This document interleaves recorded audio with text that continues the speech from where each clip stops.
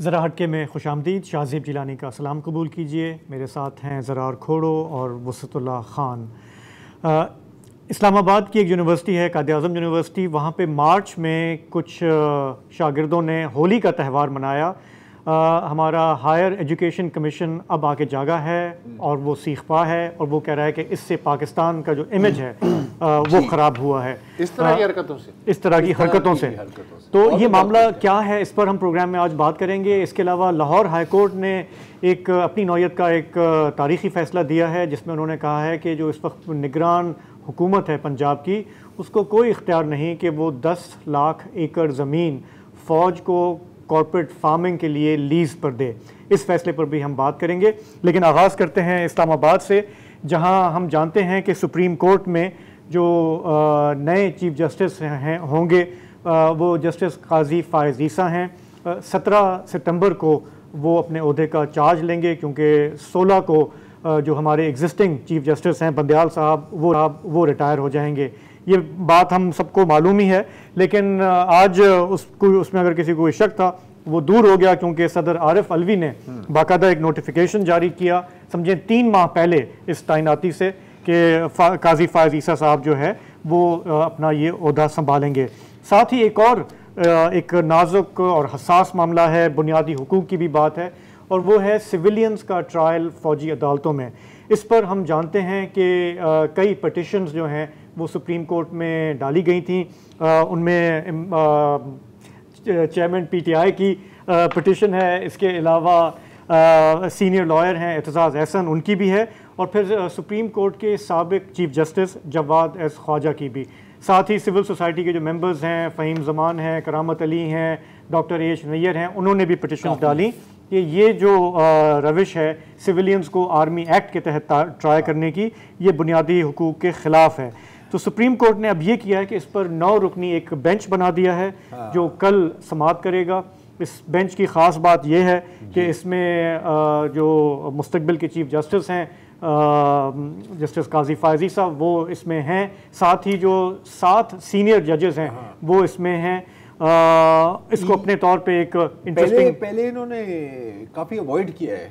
जी काजी फ़ाइज़ ईसा, जी बिल्कुल, लेकिन अब तो काजी आ रहा है ना, ज़ालिमों काजी आ रहा है अब। बिल्कुल कब तक अवॉइड करोगे? एक चीज़ कब तक अवॉइड करोगे? लेकिन वैसे स्ट्रोक ये जो खेल खेली है चीफ जस्टिस साहब ने, बड़ी मजेदार। इसके पीछे क्या थिंकिंग है ये हम जानते हैं। हमारे साथ इस वक्त रिपोर्टर इमरान वसीम इस्लामाबाद से मौजूद हैं।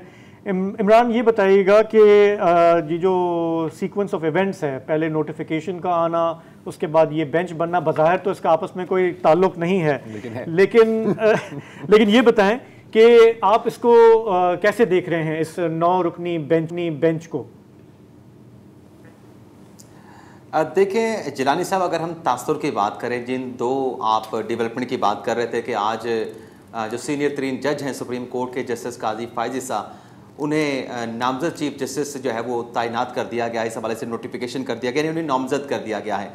तो ये जो नोटिफिकेशन है वैसे तो 15 दिन पहले या 1 महीना पहले ज़्यादातर जो है वो कर दिया जाता है, लेकिन ये तीसरी ऐसी प्रेसिडेंट है कि इफ्तिखार मोहम्मद चौधरी के बाद या उससे पहले सईदुज़्ज़मान समान सदीकी साहब का नोटिफिकेशन ऐसे महीनों पहले जारी कर दिया गया था।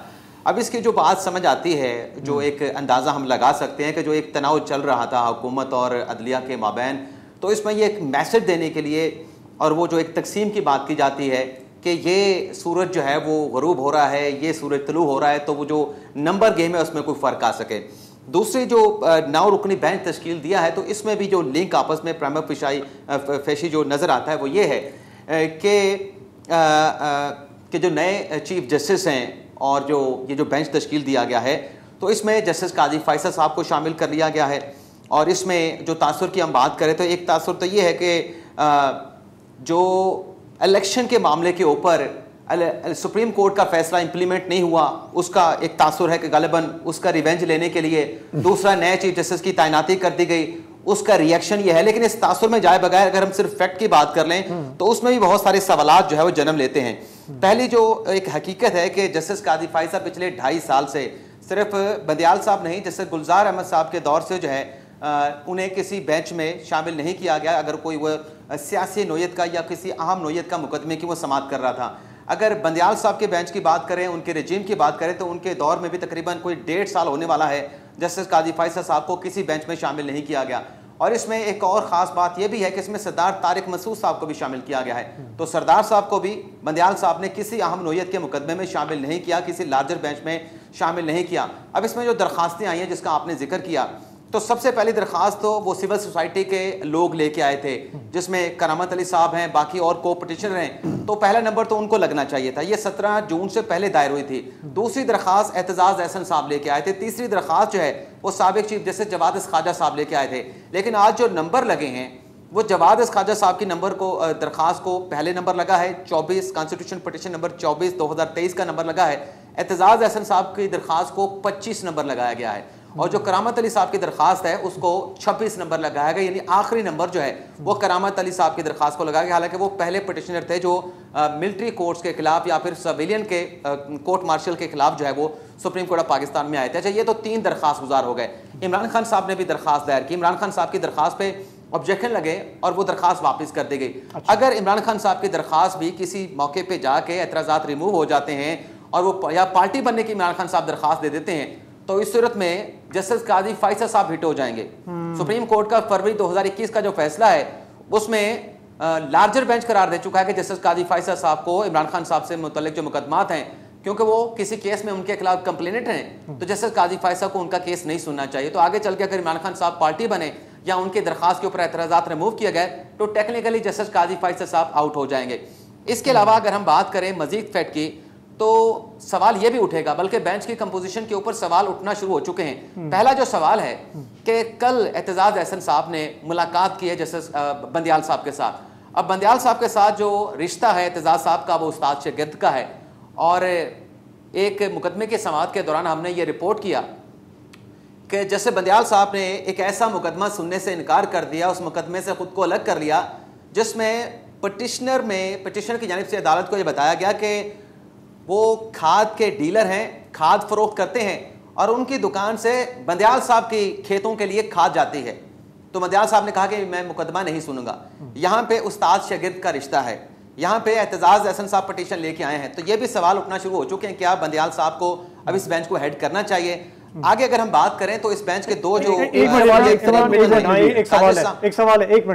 सवाल मेरे जहन में भी है कि अब मैं चाहता नहीं हूँ कि शक की निगाह से देखा जाए चीज़ों को क्लियरली देखा जाए, लेकिन यार अब पहले तो कभी किसी इस तरह के बेंच में नहीं शामिल किया, अब काजी साहब चीफ जस्टिस बनेंगे, अगर जिंदगी रही और चीज़ें चलती रही सितंबर में 17 सितंबर को एकदम इस बेंच में डाल दिया, और वो भी जो मिलिट्री कोर्ट्स के खिलाफ पिटिशन सुन रही है। कुछ आपको क्या लग रहा है, कोई फंसाने की कोशिश? 9 जज हैं भाई, कोई बात नहीं, 9 में से एक तो है ना, क्या फंसाने की कोशिश हो रही है यहाँ पे? सर खुद भी तो है चीफ जस्टिस। देखें, ये फंसाने वाली जो कोशिश है ना, ये अभी हमने सबसे पहले बात की कि ये एक एक्शन का रिएक्शन हो सकता है कि उन्हें नामजद चीफ जस्टिस वो बन गए हैं वजारत कानून के नोटिफिकेशन के बाद, सदर साहब की अप्रूवल के बाद, तो उसका ये रिएक्शन हो सकता है। ये हमने पहले भी बात की। लेकिन जो फंसने वाली बात है तो इसमें निकलने के रास्ते मौजूद हैं। 2 रास्ते हैं। एक रास्ता ये है कि जस्टिस काजी फैसल साहब ने और सरदार तारिक मसूद साहब ने लेटर लिखा था चीफ जस्टिस ऑफ पाकिस्तान को कि इस बेंच में शामिल जो एक जज साहब हैं नकवी साहब, वो उनके खिलाफ कुछ कंप्लेंट्स आई हैं, उनकी कुछ ऑडियोज भी आई हैं, तो लिहाजा उनके खिलाफ सुप्रीम जुडिशल काउंसिल का इजलास बुला के जो है वो कार्रवाई का आगाज किया जाए। तो कल ये भी देखना पड़ेगा क्या दोनों जज साहबान वो लेटर लिखने के बाद, जो कि मुश्तरका तौर पर दोनों जज साहबान ने लिखा था, दोनों जज साहबान जो हैं काजी साहब सरदार तारिक मसूद साहब सुप्रीम जुडिशल काउंसिल के मेंबर भी हैं, क्या वो इस बेंच में बैठेंगे नकवी साहब की मौजूदगी में? ये बड़ा अहम सवाल है। अच्छा, मुझे बस एक सवाल का जवाब दे दें कि ये जो हम इस बेंच पे गुफ्तगू कर रहे हैं, 9 रुकनी बेंच पे 9 मिनट से गुफ्तगू हो रही है, मुझे सिर्फ ये बता दें कि ये बेंच कल टूटेगा, परसों टूटेगा, चांसेस क्या है? टूटना तो ये कल ही चाहिए, टूटना तो ये कल ही चाहिए ना। आखिरी नुक्ता अगर आप आखिरी जो नुक्ता है उसमें आप देखें कि जी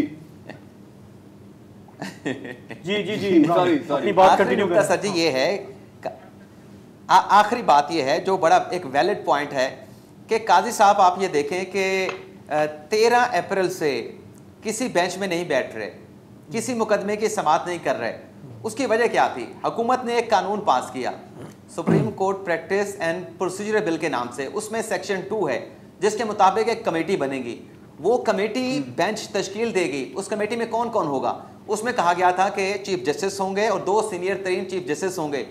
अब उस कानून के बनने के बाद गो के उस कानून के ऊपर सुप्रीम कोर्ट का 8 रुकनी बेंच स्टे ऑर्डर दे चुका है, लेकिन काजी साहब ने प्रिंसिपल स्टांस ले रखा है कि वो चूंकि कानून मौजूद है तो अब तक जितने भी बेंच बने हैं, चाहे वो आम केसेस के बने हैं, रूटीन केसेस के बने हैं, फौजदारी केसेस के बने हैं, दीवानी केसेस के बने हैं, उन बेंचेस को एक तरह से काजी फैसल साहब ने नहीं माना, क्योंकि वो अकेले बंदियाल साहब बना रहे थे।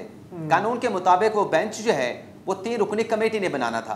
तो एक वे आउट ये भी है काजी फैसल साहब के पास, और वो रहेगा उनके स्टांस के मुताबिक कि जब मैं बेंचों को मान नहीं रहा तो मैं इस बेंच में बैठूं कैसे।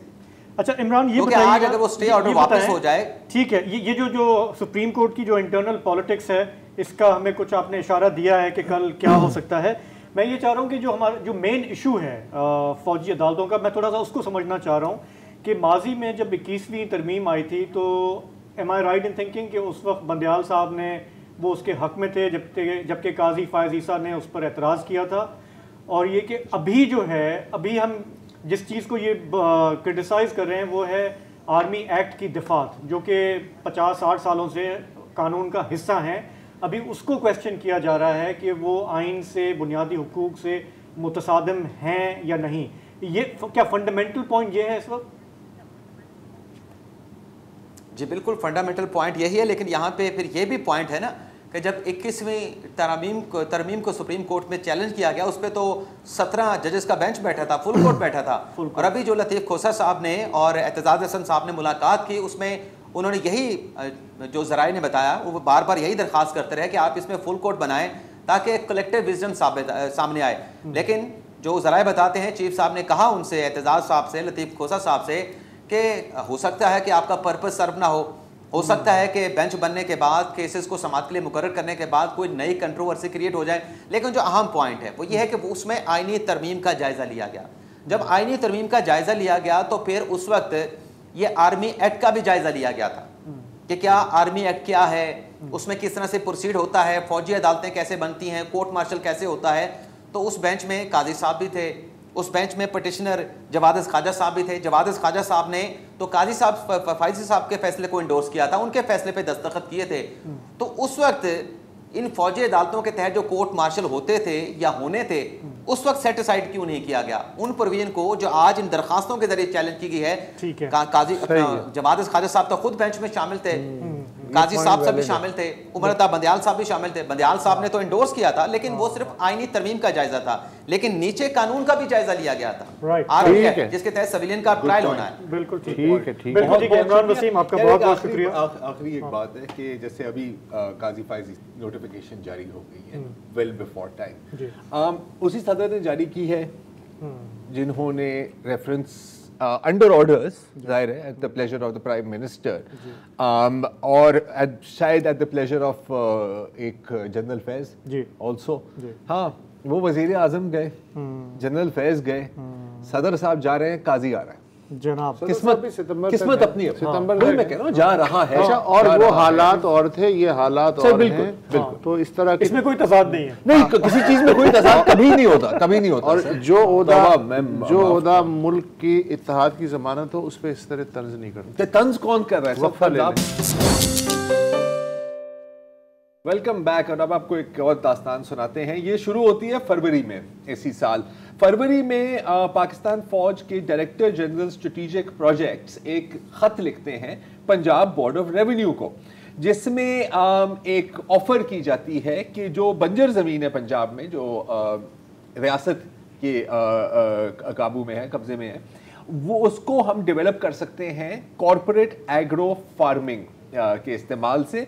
और कुल बात हुई तकरीबन 10 लाख एकड़ की।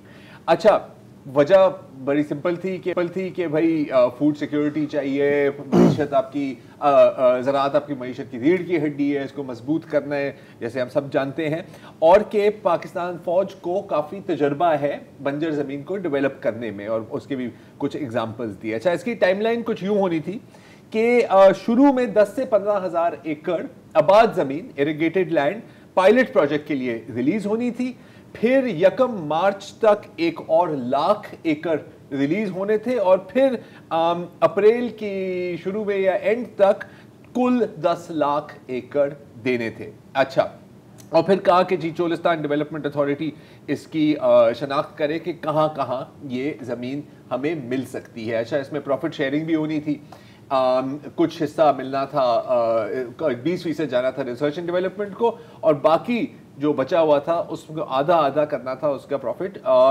Between the government of Punjab and the Pakistan army.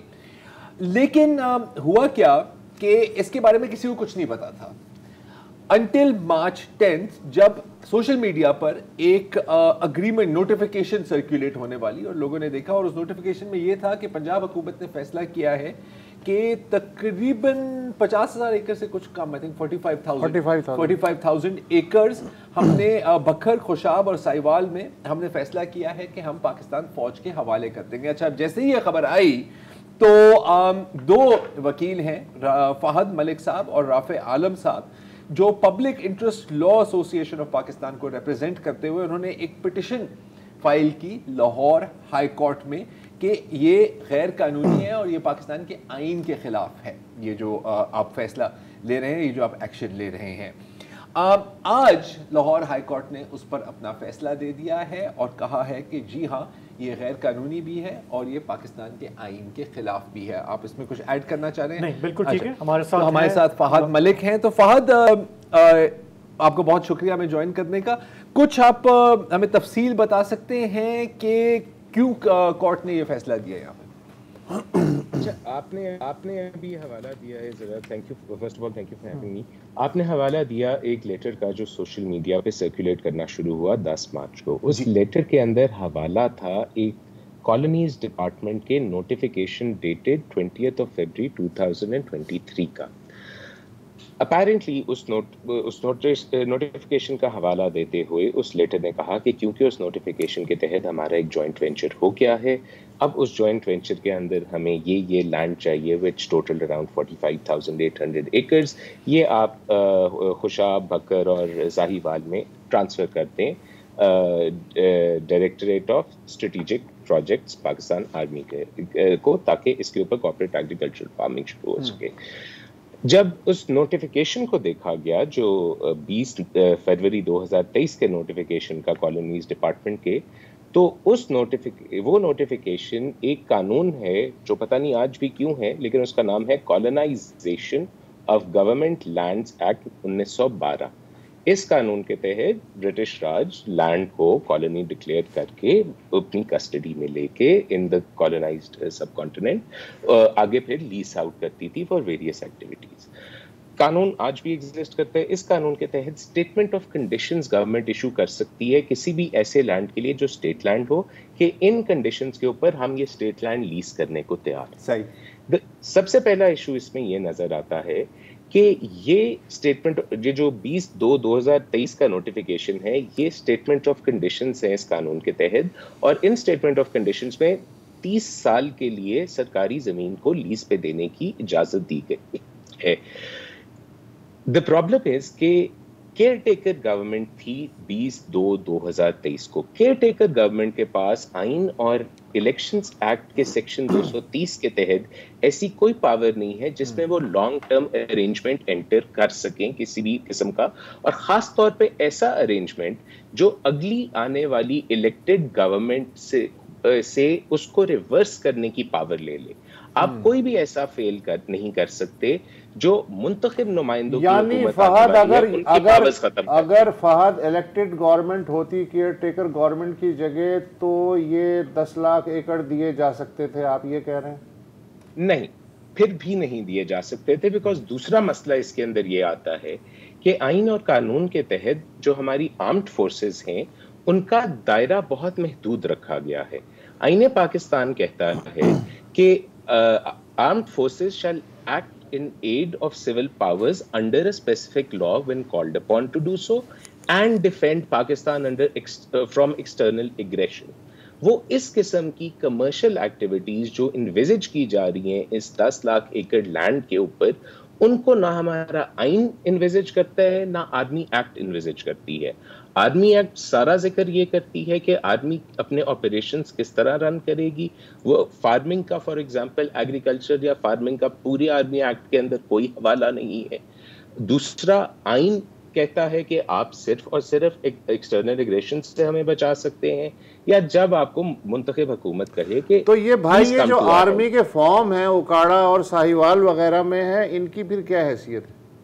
ये एक डिपार्टमेंट है जो कहलाता है cantonments and military lands and cantonments, जो कि फेडरल गवर्नमेंट की मिनिस्ट्री ऑफ डिफेंस का अटैच डिपार्टमेंट है।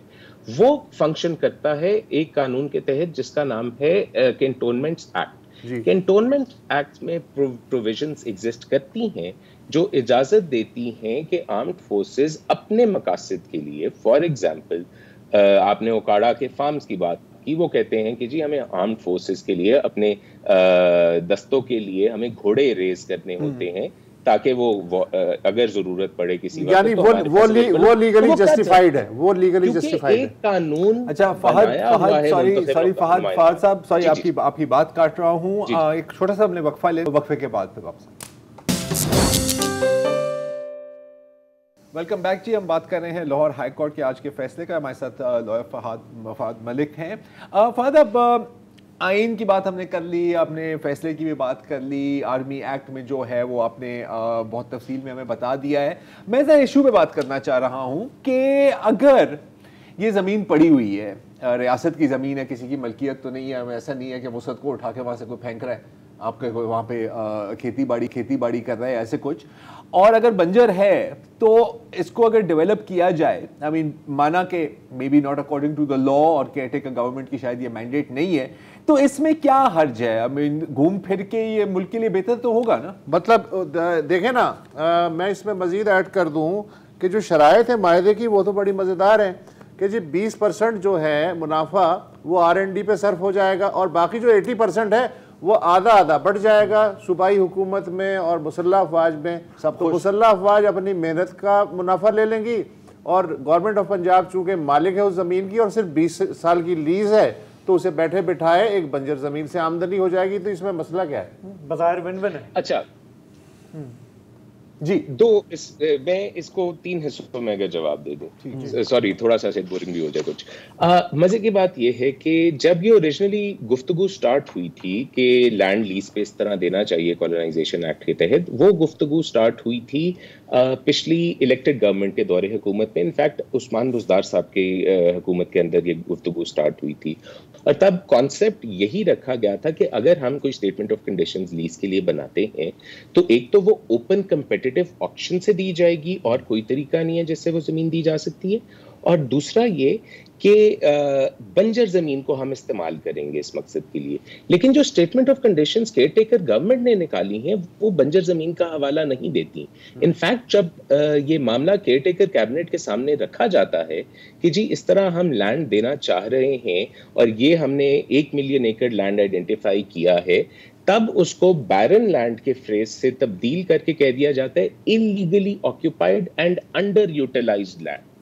यानी कि पहले बंजर जमीन की बात हो रही थी, जब केयरटेकर कैबिनेट के सामने मामला लाया गया तो वो बंजर जमीन से गैर कानूनी तौर पे कब्जा हुई जमीन और वो जो अंडर यूटिलाइज्ड है उसकी बात होगी। जो जॉइंट वेंचर एग्जीक्यूट होता है गवर्नमेंट ऑफ पंजाब और डायरेक्टरेट ऑफ स्ट्रेटेजिक प्रोजेक्ट्स के साथ, उसके अंदर जहां पे प्रॉफिट शेयरिंग फॉर्मूला की बात की गई है वो 2 किस्म की पेमेंट्स एनविजिज करता है। एक पेमेंट्स उस लैंड की मद में होंगी जो कल्टिवेटेड लैंड इस जेवी के तहत दिया जाएगा, और दूसरी पेमेंट उनके लिए होगी जो बैरन लैंड, यानी कि जेवी अब रिकॉग्नाइज करता है कि ऑलरेडी कल्टिवेटेड लैंड भी दिया जा सकता है लीज पे, जबकि ओरिजिनल गुफ्तगू जो शुरू हुई थी इलेक्टेड दौरे हुकूमत में वो बैरन लैंड के लिए। लेकिन इवन कल्टिवेटेड लैंड भी तो हुकूमत पंजाब की होगी ना, वो जरार खोड़ों की या मेरी तो नहीं है। देखें, जो ये कानून है कॉलोनाइजेशन का और जो स्टेटमेंट ऑफ कंडीशंस हैं वो एंटिसिपेट करती हैं कि इससे हर सिचुएशन में हुकूमत पंजाब पैसे ही कमाएगी, क्योंकि वो कहती है हुकूमत पंजाब को रेंट मिलेगा इस लैंड का जो दिया जा रहा है। इंसिडेंटली जरार साहब ने जिस लेटर का जिक्र किया था 8 फरवरी 2023 के, जिसमें आर्मी ने ये एक्सप्रेशन ऑफ इंटरेस्ट दिया था कि जी हमारी कैपेसिटी है एग्रीकल्चरल डेवलपमेंट में, उस लेटर में वो ये भी कहते हैं कि हम फ्री ट्यूबवेल्स लगाते हैं और हमें फार्म टू रोड्स भी बड़ी एफिशिएंटली बनानी आती हैं। जेवी के अंदर जब ये सारी बातें मेंशन होती हैं कि एक तो ये कि इसका रेंट नहीं दिया जाएगा, हम आपको प्रॉफिट देंगे। प्रॉफिट का कॉन्सेप्ट आपको पता है, प्रॉफिट हो भी सकता है और लॉस भी हो सकता है किसी भी कमर्शियल एंटरप्राइज में, कोई गारंटी नहीं है यहाँ पे प्रॉफिट की। दूसरी बात ये कि ये जिम्मेदारी के फार्म टू मार्केट रोड्स बनानी है, ये हुकूमत पंजाब पे डाल दी जाती है। ऊपर से हुकूमत पंजाब को कहा जाता है कि आप हमें ट्यूबवेल भी लगा के देंगे, और हुकूमत पंजाब को कहा जाता है कि जहां जहां नहरी पानी आप हमें दे सकते हैं वो भी आप देंगे, और हम सिर्फ और सिर्फ बिजली का जो बिल है वो पे करेंगे। उसके अलावा हमारी कोई कॉस्ट नहीं होगी। सो बैरन लैंड से हम कल्टिवेटेड लैंड पे आए, और जो प्रॉफिट हर सूरत हुकूमत को होना था रेंट की फॉर्म में, वहां से हम एक प्रॉफिट शेयरिंग फॉर्मूला पे आए, जो कि प्रॉफिट एक कमर्शियल वेंचर में हो या ना हो हमें नहीं पता। और दूसरा, हुकूमत पंजाब ना सिर्फ लैंड दे रही है बट अब जेब से एक्सपेंस भी कर रही है पानी प्रोवाइड करने का। सो जो नेचर होती है एक लीज की, डेफिनेशनली वो नेचर ही चेंज हो गई है। ये अब एक लीज रही नहीं, ये एक नॉर्मल कॉर्पोरेट अरेंजमेंट बन गया है। और यहाँ पे ये बात बिल्कुल नहीं इग्नोर की जा सकती कि हम स्टेट लैंड की बात कर रहे हैं।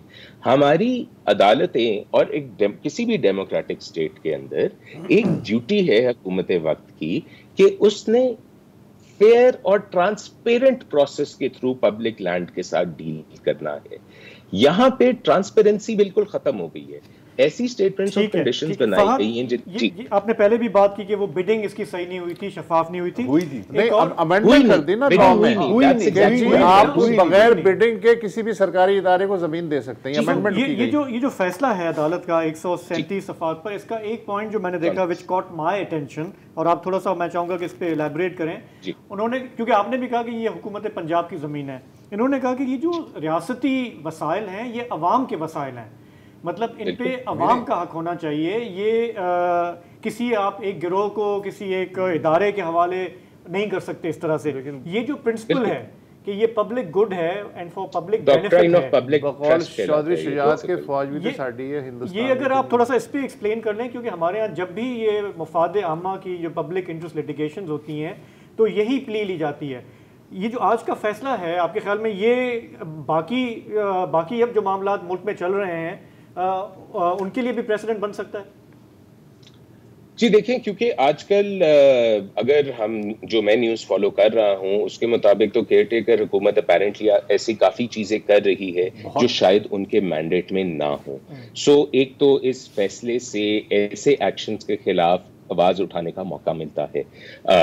I don't know whether anyone will do it or not, but ये जजमेंट वो अपॉर्चुनिटी बिल्कुल प्रोवाइड करती है। साथ ही 1-2 दिन पहले भी जस्टिस शाहिद करीम साहब की भी जजमेंट आई है of a similar nature, saying कि किस किस्म की एक्टिविटीज केयर टेकर गवर्नमेंट्स कर सकती हैं और नहीं। दूसरा ये कि इस जजमेंट के अंदर एंड में एक बहुत अहम बात की गई है, वो ये कि जजमेंट रिकग्नाइज करती है कि शायद ये बात तो रेयरली की जाती है कि आर्म्ड फोर्सेस का मैंडेट है क्या और क्या नहीं, लेकिन कभी भी हमने रिव्यू नहीं किया कि हिस्टोरिकली ऐसी चीज़ें जो आर्म्ड फोर्सेस कर रही हैं क्या वो आइन और कानून के दायरे में की जा सकती हैं कि नहीं। इसलिए इन्होंने इसके अंदर डायरेक्शन दी कोर्ट ने कि इस फैसले की copy secretary cabinet division, secretary ministry of defence, all chiefs of the armed forces और joint chiefs of staff committee को भी फॉरवर्ड किया जाए उनके नॉलेज के लिए, उनकी इंफॉर्मेशन के लिए।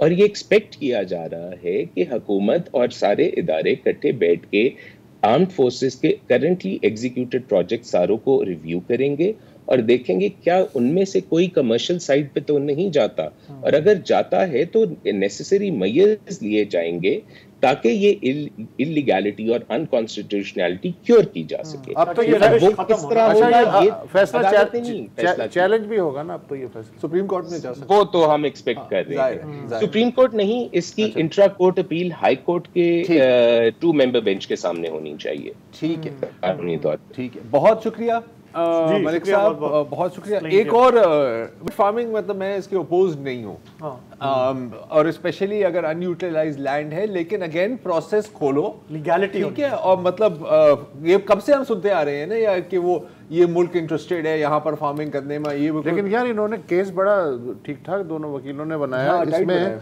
उन्होंने कहा जी in aid to civilian authority जो आर्टिकल लागू हैं 243, 44 और 45 जी, उसके तहत फौज का एक आईनी किरदार तो है लॉ एंड ऑर्डर का मसले सिलसिले में और इमरजेंसी के सिलसिले में, मगर इन आर्टिकल्स में भी और ख़ुद आर्मी एक्ट जो 1952 का है उसमें भी ज़राअत या कॉरपोरेट फार्मिंग का कोई तस्करा जिक्र नहीं है वैसे। लेकिन केयर टेकर हुकूमत को मैं एक सलाम पेश करना चाहता हूँ, क्योंकि वो टेक भी करते हैं और केयर भी बहुत करते हैं हर किसी का। अच्छा, एक और जो बहुत बड़ी खबर है जिस पे हम नहीं बात कर सके वो है कि मुल्क में भी एक बहुत बड़ा इकोनॉमिक रिवाइवल प्लान मंजर आम पर आ रहा है जी।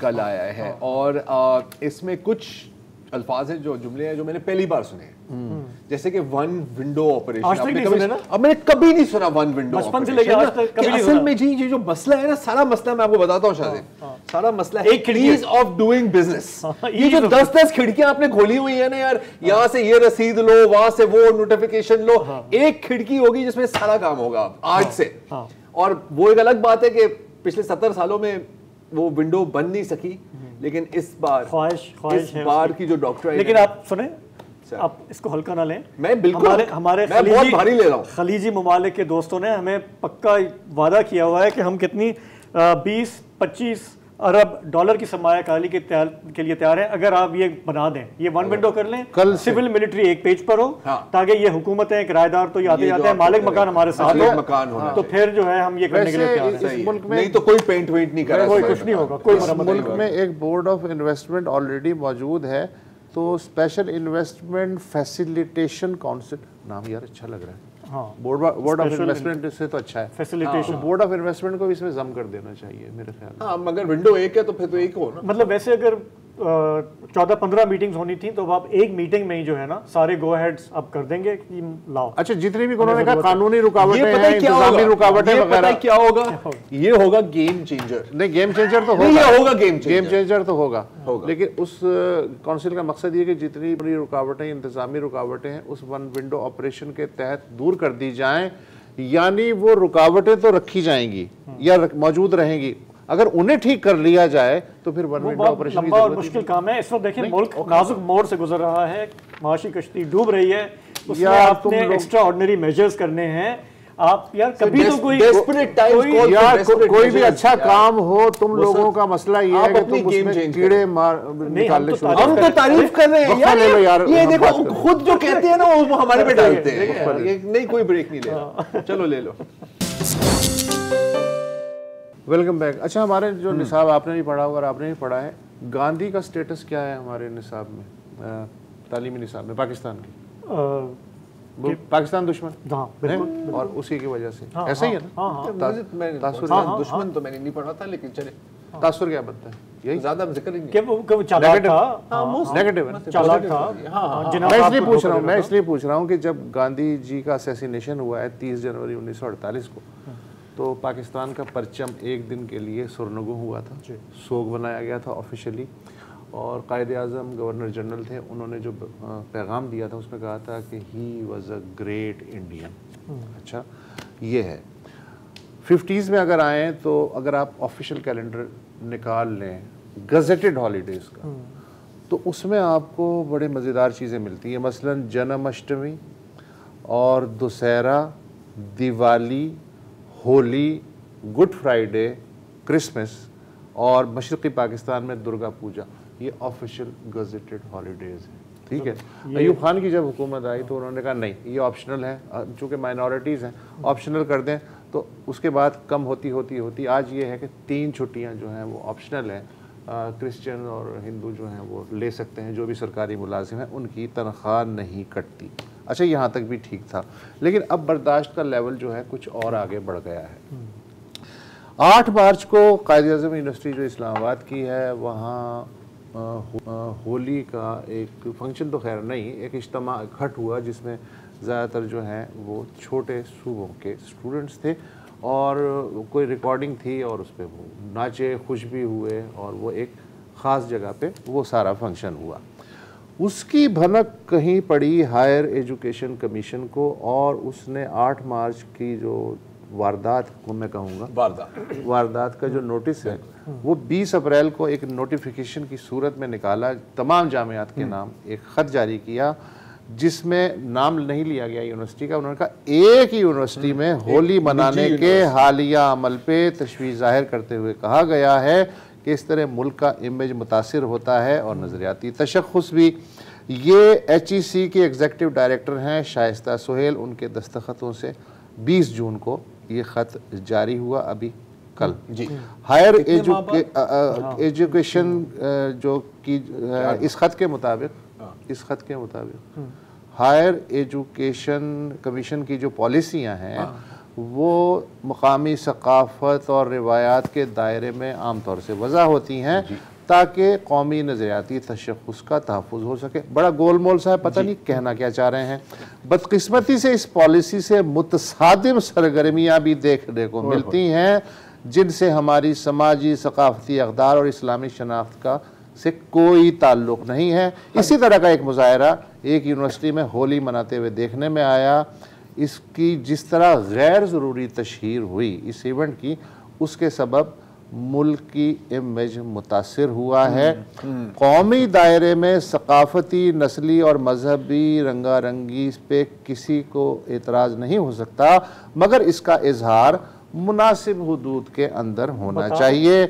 ऐसे मौके को बाज़ अनासिर अपने मकासद के लिए इस्तेमाल कर सकते हैं, तो तलबा को भी इस बात से आगाही होनी चाहिए और आइंदा के लिए ये जो जामियात और HEC के अंदर इदारे आते हैं उनको इस तरह की सरगर्मियों से वहाँ की इंतजामिया को थोड़ा सा फासला रखना चाहिए। सही तरीका अच्छा, तो पहले वन बाय वन आते हैं ना, वन बाय वन आते हैं। एक तो पहले के यार 3 महीने लगा दिए। मेरा ख्याल है कि HEC में अभी तक इंटरनेट एक्सप्लोरर इस्तेमाल होता है ना। साबुन काफी स्लो है, लोड हो रहा होता है। आपको याद है ना 90s में एक picture pixel by pixel load होती थी, तो उनके पास अभी वो वीडियो आई है। उन्होंने कहा यार ये क्या हो गया। अच्छा, ये जो खत है ना यार, लाजवाब एग्जांपल ऑफ ब्यूरोक्रेटिक नथिंग। अच्छा, क्या क्या है इसके अंदर? हाँ, इस्लामिक आइडेंटिटी की इरोजन एक टिक लगा दिया, मुल्क का इमेज खराब हो रहा है दूसरी टिक, और आखिरकार क्योंकि ये नामुकम्मल होता है जब तक आप वेस्टेड इंटरेस्ट की बात ना करें। बिकॉज वेस्टेड इंटरेस्ट मतलब क्या बोनांजा है यार, क्या है? इसमें एक लफ्ज बयान है ये। हाँ, एक लफ्ज रह गया, क्या नेशनल सिक्योरिटी। वो रह गया, वो इस्लामिक आइडेंटिटी कर लिया, चलो सही है, लेकिन you are right, next draft में इंशाल्लाह ये भी ऐड होगा। अच्छा, फिर चलो शुरू करते हैं। इस्लामी नजरिया हमारा खराब हो रहा है। अच्छा, सिंध में आप कभी होली के त्यौहार में आप शामिल हुए हैं? यहाँ पर मैं भी कड़ी बार हूँ। अभी तक मेरा नहीं ख्याल कि मेरे ईमान को कोई खतरा पहुंचा है उससे। Are you sure? I think so. किस तरह की बातें कर रहे हो? मुझे लग रहा है यार, इस तरह का तुम्हारा ईमान है, उसे क्या खतरा हो? वो एक अलग बात है। देखो जातियात पे नहीं आते हैं उसत, और मतलब ब्रेक में ऐसी बातें हो सकती हैं। अच्छा ठीक है, अच्छा अभी चले, ओके ठीक है। देखो मूड खराब कर दिया। अच्छा देखो यार, मतलब सीरियस कोई अगर जाता है यार, कुरैश, मंगोल, सलेबी, कॉलोनियलिस्ट, वो इस्लामिक आइडेंटिटी को तबाह नहीं करते, लेकिन कायदे आज़म यूनिवर्सिटी की जो होली है ना यार, पूरा हलाकू खान अपनी जगह, वो ठीक है। अच्छा, एक ये हो गया। अच्छा, दूसरा के मुल्क का इमेज खराब हुआ है, आपको एहसास ही नहीं है यार। किसके सामने? मिसाल खान जब कत्ल हुआ था वो एलिवेट हुआ सर, वो तो बहुत अच्छी बात थी, क्योंकि मेरा तो ख्याल है कि क्या अभी व्हाइट हाउस ने सैंक्शंस का ऐलान कर दिया यार कि आपका इतना इमेज खराब है, आप देख रहे हैं लोग रंग फेंक रहे हैं यहाँ पे। Finally vested interests. अच्छा, वो क्या? कौन से रंग वाले? बर्जर रोबेलैक, मतलब कौन है ये? जोटन पेंट वाले या ये मोदी कोई खसूसी पेंट हमें सप्लाई कर रहा है जिससे हमारा दिमाग खराब हो रहा है? इसकी कोई जरूरत ही नहीं है, हमारे दिमाग पहले से ही खराब है। तो ये अब अच्छा, एक और जो अच्छी चीज है कि राना तनवीर साहब फेडरल मिनिस्टर फॉर एजुकेशन है, उन्होंने नोटिस लिया है। अभी सलमान सूफी साहब में ट्वीट देख रहा था कि यार ये आप क्या नोटिफिकेशन का नोटिस लिया है, नोटिफिकेशन का नोटिस लिया है। पहले नोटिफिकेशन बाकी का नोटिस लिया, अब नोटिफिकेशन का नोटिफिकेशन का नोटिस और सख्त नोटिस, नरम नोटिस नहीं, सख्त नोटिस लिया है। तो ये एग्जीक्यूटिव डायरेक्टर शाइस्ता सोहेल साहिबा जो है ना, मुझे लग रहा है कि इनको ही ज्यादा तकलीफ हुई है और तो किसी नहीं को यार, ये कोई- HEC का लेटर है, शायद उसकी जो है एहलकार है, अच्छा, जाहिर है हाँ, उन्होंने। you're right. अच्छा, ये हमने 80 की दिहाई में जब हमने डिफाइन करना शुरू किया कि हमारा कल्चर दरअसल है क्या, हमारा तशख़्ख़ुस क्या, जहाँ से हमने आइडियाज़ इंपोर्ट किए सऊदी अरब से, वहाँ पे देखें कि क्या तब्दीली आ रही है। आपकी आंखें खुल जाएंगी हाँ। कि नहीं, भाई वो गुमराह हो गए, वहाँ पे क्या हो रहा है, वो राह रास्त से मतलब वो जिस तरह से खुलते जा रहे हैं।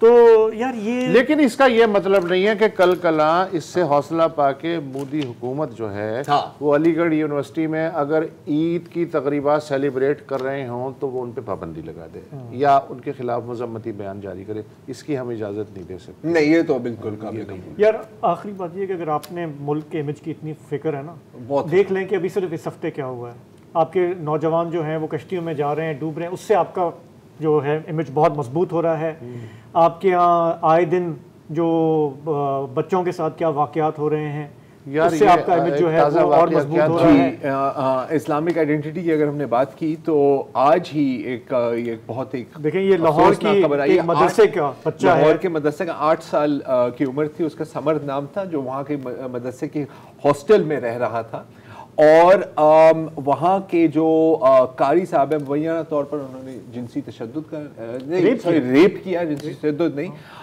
टॉर्चर किया, उनका बाजू तोड़ दिया और फिर उनका ख्याल था कि उसको मार दिया, उसको वहाँ छत पे ले जाके नीचे फेंका। मैं तो इस ये FIR में FIR में है, लेकिन आप बच्चे के वालिद की ज़बानी सुनिए। मुजरम ने जुर्म कर लिया। क्या कहता है वो कहता है कि भी रात से मैं इसको टॉर्चर कर रहा हूँ और इसके साथ बदफेली की है मैंने। उसके बाद मैंने सबूत मिटाने की कोशिश की है।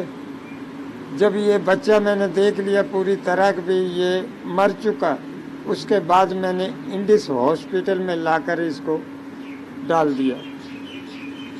उसने बच्चा कहाँ से फेंका था?